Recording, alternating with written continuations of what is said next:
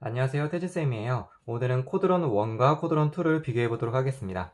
왼쪽에 보시는 게 코드론 1입니다. 2016년도에 출시가 되었고요. 이제 출시된 지 3년이 지났습니다.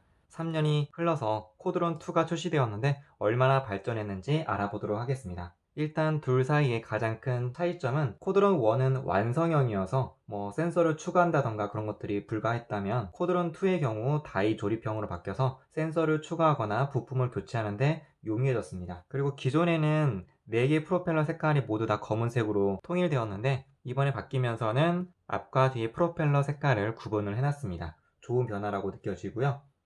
또 코드론 1 같은 경우에는 옆에는 가드가 있어서 이렇게 보호를 해주지만 사실 위에는 뻥 뚫려 있었어요. 그래서 위에서 이렇게 손을 갖다 대서 다칠 수도 있었는데 코드론 2 같은 경우에는 가드가 옆부분도 보호가 되지만 이렇게 위에서도 보호가 되기 때문에 안정성 측면에서 많이 신경을 썼다는 것이 느껴집니다. 이 외에도 장애물을 인식할 수 있는 센서를 달아놔서 안정성을 많이 향상시켰습니다.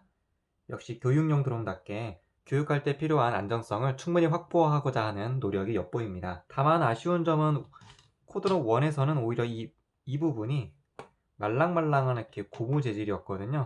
그런데 2로 바뀌면서는 여기가 딱딱한 플라스틱으로 되어 있어요. 이 부분을 이렇게 원처럼 이렇게 말랑말랑한 고무를 해줬으면 훨씬 좋지 않았을까라는 살짝 아쉬움이 있습니다. 크기를 비교해보면 굉장히 많이 커졌죠.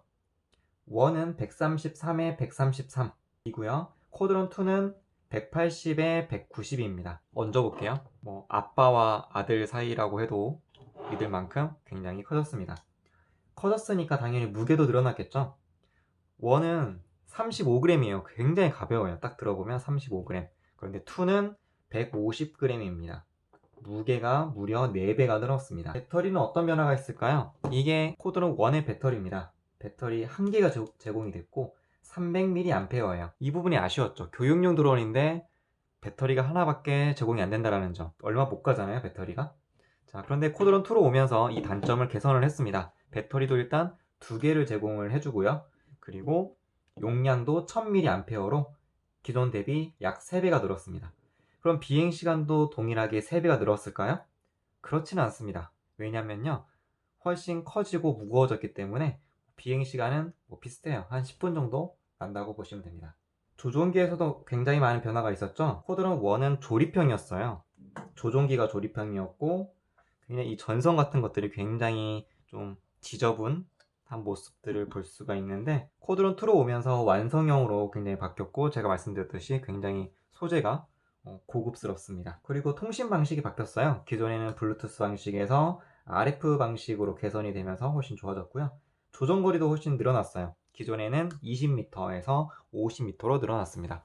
50m 에게 겨우 50m야 라고 하실 분들도 있을 거예요, 분명히. 하지만 이 코드론의 목적이 무엇인지를 생각을 해야 돼요. 이 드론은 교육용으로 쓰기 위함이지 취미용이 아닙니다.